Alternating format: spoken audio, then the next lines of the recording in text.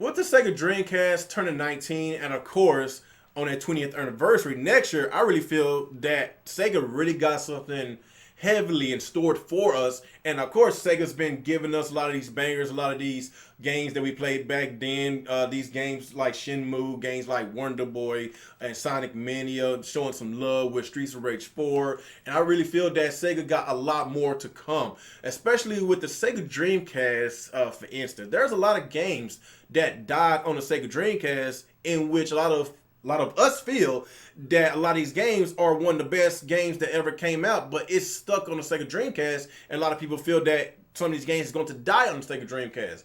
But with the most recent announcement of Streets of Rage 4, I really feel that Sega really gets what we're talking about. I really feel that Sega gets the retro market. They get what we want, and a lot of gamers that's my age that play video games back in the 90s, they know what we want. So I really feel that we're going to get a lot more announcements to come, especially the games that were stuck on the Sega Dreamcast. So I want to give you my top 5 games in which I would love for the games that was on the Dreamcast to come on the newer generation consoles. So sit back, relax, and stay tuned.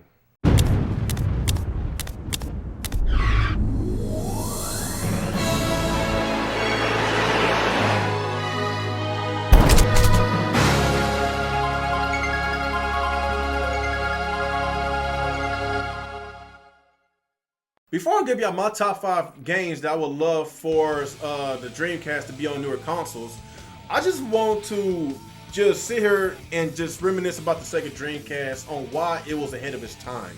So basically, if you think about the fact that with the Sega Dreamcast back in the day, I didn't even think about the fact that we could play VGA on our TVs, because around that time when Sega revolutionized the gaming industry with the ability to play online, they made sure that we had the VGA, components so we could plug into our computer and get a nice resolution.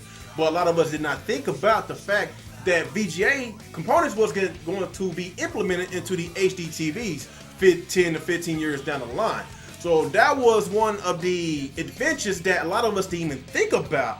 But that's why to this day we have a lot of people that focus heavily on Sega Dreamcast, because not only they get to play a lot of their favorite games that they want to play on the Dreamcast, they get to play their favorite games in a really good quality. And that's why I just want to just bring that up. And another thing I want to talk about, the fact that it was ahead of its time, was the fact to have a 2-screen, one on your TV and the other one on your controller. So a lot of y'all that think that Nintendo came out with the 2-screen functionality, you're wrong, because the Dreamcast had this first. And another thing that Dreamcast had first was the first cel-shaded game, in which is called Jet Grind Radio or Jet Set Radio. One of the best games on the Dreamcast. It scored very good, and it's a really great game. And playing this on my VGA hookup, it looks really good. It runs fantastic, and it's a fun ride, man. So like I say, if y'all have a VGA, components at the back of your TV, and you have a Dreamcast, please hook it up. Get the VGA cords and hook it up back of your TV to your Dreamcast, because you will not be disappointed. It's a really good investment, and it brings a second life into your Sega Dreamcast. And with all this stuff that I was talking about Sega, having a whole bunch of stuff that was future-proof. Like, a lot of us did not think about that back then. When I was a kid, I didn't think about playing online with my friends, because I was like, about 10, 11 years old at that time. My parents wasn't gonna buy that for me. And the whole entire VGA thing, like, my parents still, they 50-something years old, and they still having a hard time texting. So, that extra technology Sega put in those consoles back then, my parents didn't even think about it. I didn't even think about it. So, you live and you learn, and like I say, to this day, I found out about a lot of things that was implemented to the Sega Dreamcast, in which a lot of us did not even talk about back then. But now, everything has come to the light, and now we're praising this thing even more, and I really feel that Sega has a lot more in store for us in the upcoming future. So that's what I want to get off my chest before I get to my top 5 games. So let's go ahead and get to my top 5 games about the games that I want, Sega or whoever, take some of these games that were stuck on the Dreamcast to the newer generation consoles. So let's go ahead and step on that side. What are the games that I want to talk about It's not exclusive on the Dreamcast because it's a Capcom game, but it's probably one of the best fighting games, in my opinion, the best fighting games of all time is Marvel vs. Capcom 2. Like, that game is so damn good. I still play it today. There's a lot of retro arcades around my area. Matter of fact, I went to one a couple of weeks ago, and they had plenty of Marvel vs. Capcom 2 arcade machines, and they was packed. And that just tells you how great that game was. I believe this game was ported over to the PS2 and the original Xbox. And of course, the Dreamcast version was the best version, because when it comes to Sega's home consoles, they always have that arcade perfect machine at home. So that's why when it comes to fighting games, Sega console was always the best. You know, I could go back to the Mortal Kombat from back then. I go back to the Street Fighter 2. It always played best on Sega's consoles. You know, it's just my opinion. But then again, it's just due to the fact that Sega was a arcade company before they transitioned to the console market. That's why we have those arcade perfect games at our home consoles. So you know, one thing about Marvel vs. Capcom, you know, too, like, we have so many characters that we ain't gotta pay for DLC. We just pay what I believe around that time, brand new games was like $50 or something like that, brand new, late 90s, early 2000s, and you know, we just paid one price and that was it. $50 to get what, 56 characters? Of course, all 56 characters was not. It was not basically, you know, at the beginning of the game, you have to unlock those games. You got to continue and play the game to unlock other characters. We don't get that no more. It's called microtransaction, in which pisses me off, in which got me to go more of the retro because of the shady business practices in which we have in today's time. So that's why I believe we need to have is a remastered version of Marvel vs. Capcom 2. And let's go ahead and go to our next game. Another game that I want to talk to y'all guys about, it wasn't stuck on the Dreamcast, but it was stuck in that generation because it got ported over to the GameCube and eventually went to the Xbox 360 and the PlayStation PS3 store. And I'm talking about the Sonic Adventure series 1 and 2. This is kind of, you know, crazy that a lot of people think that the Sonic Adventure games don't hold well, like as far as if you look at it today and if you play it like it's unplayable. That's you're totally wrong, because last weekend I played this and beat it the same day, and yes, there are some flaws. The camera angles, yeah, that can be fixed. Like the cheesy voice acting, that can be fixed. Like as I'm saying is that they should have built off this franchise. Of course, Sonic Adventures 2 was the better game in my opinion, but they could have built off the success of the previous installments and kept the Sonic Adventure names and just keep implementing new things to the game. But you know, I don't know what was Sega thinking about, you know, when they transitioned over from the Adventure series to Sonic 06, Sonic Black Knight, whatever it was, and these Sonic Unleashed and these other Sonic games that is an abomination to gaming period, because those trash Sonic games. The only games I could think about that's either good or decent in my opinion outside the Adventure series that came out after the Dreamcast failed and went out the console market was Sonic Heroes. That was an okay game. It was decent. You know, it's not a bad game because it actually scored decent on the Metacritic. I believe it scored like a 71 or 72. And of course, you got Sonic Generations and Sonic Colors. So those are the games outside of Sonic Adventures that I could think of that's a 3D Sonic game that was actually worth playing. And like I say, man, I don't understand why Sega went that route, why they did not just build off of these two games and make it better, fix the camera angles, and just fix the little stuff that needs to get fixed. But like I say, Sonic Adventures 3 needs to happen. It needs to happen, and us fans has been asking asking Sega for years to give us Sonic Adventures 3, and we will see what's going to happen in the future, and we will see whenever the Dreamcast 20th anniversary will hit next year. So only thing we can do is hope, guys, and yeah, it sucks. So let's go ahead and go to our next game on my top 5 games I would love to go, you know, from the Dreamcast over to the newer generation consoles. All right, another game that I want to talk to y'all about is a game that not a lot of people think about Ubisoft being a developer that, makes JRPG turn-based style games. And I'm talking about Evolution 1 and Evolution 2. And let's don't forget that Grandia, where's it at? It's right here. Grandia, that was on the Dreamcast. That's an Ubisoft game. And not too long ago, we got an announcement that Grandia 2 is going to go on the Nintendo Switch. It's going to be a remastered game, which I'm very excited about.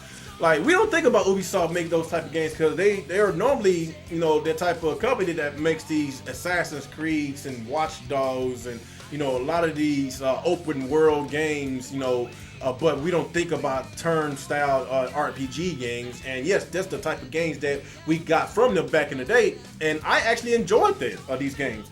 So basically, these games was on the Dreamcast, and due to the failures of the Dreamcast, it got ported over to the GameCube. And yes, it wasn't stuck on the Dreamcast, but it was stuck in that generation. So that's a game that I would love for Ubisoft to bring back, because we need these type of games. Those turn-based RPGs back in the day it wasn't as popular as it is now, due to the fact that just look at Persona 5 selling over 2 million copies. Look at Xenoblade Chronicles 2 selling over 1 million copies. Like, I'm just so surprised that a lot of these JRPGs is selling so well, because there's still a fan base out there that loves these type of games. And it ain't just JRPGs. It's like, I really feel that a lot of people is getting tired of the same old first-person shooter games we get every single year, and that's why a lot of people is going back to the retro gaming, because it breathes a second breath of air, and to get away from those type of games, because it's repetitive. It's the same old crap. It's the same old DLC, season pass, microtransaction crap. And like I say, this is why I'm into the retro gaming, because I'm just sick and tired of the modern gaming bullshit practices. So yeah, these games was very fun. It has a really great soundtrack, and of course it has a really, I don't want to spoil the game too much. Like, all I gotta say is y'all should try that. If you have a Sega Dreamcast, you need to try these games out, because they are fun.